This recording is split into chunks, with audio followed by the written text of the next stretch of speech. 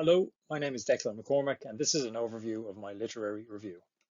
In this presentation, I will provide an introduction to the main area of interest and identify key questions that this review aims to address. I will then briefly summarize key learnings from the papers reviewed, and finally I will outline my conclusions along with areas for further research. Public procurement is the process by which governments purchase goods, services, and works from suppliers in the private sector. The European Commission has recently estimated that 14% of GDP, that's around €2 trillion, of public monies is spent through procurement each year across all EU member states. So the scale is massive. So whether it's the provision of supplies for public services such as schools, hospitals, prisons, or the construction of critical infrastructure, or investments in research for the future, procurement directly affects the quality of life of all citizens across all public policy areas and services. Given its scale and reach, it is also used as a key instrument to help deliver on strategic reform objectives, from reducing the public sector's impact on the environment to fostering increased levels of innovation and digital in the economy. But what is known about how well public procurement is performing in relation to these objectives? Well, this review aims to explore the current state of procurement in the EU, research into public participation in science, and the potential that might give rise to access new data sources that are generated by the citizens that directly experience and consume the policies and services in question.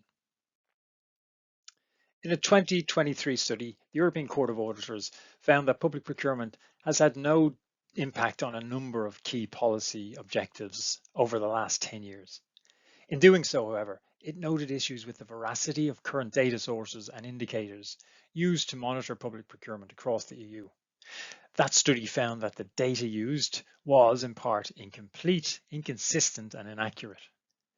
Similarly, a paper issued by the World Bank in 2023 on government data analytics makes the case for citizen-centric data sources being better suited to help measure outputs and outcomes of public services, and for linking procurement data with data from other policy areas.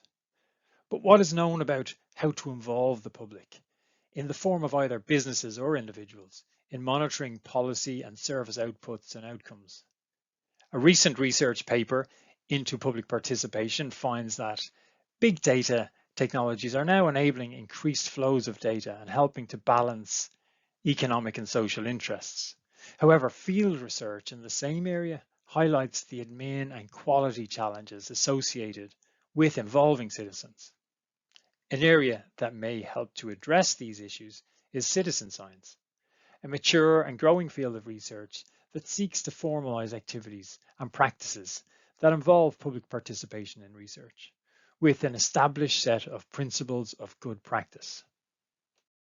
So in conclusion of this review of public procurement data analytics, current data and analysis has significant shortcomings and does not shed light on root causes of poor performance. New technology has created opportunities to involve citizens in generating new monitoring data. Public administrations can look to the field of citizen science for established principles of good practice, and further research is needed to identify new and relevant data sources and to better understand the success factors to facilitate public participation in research.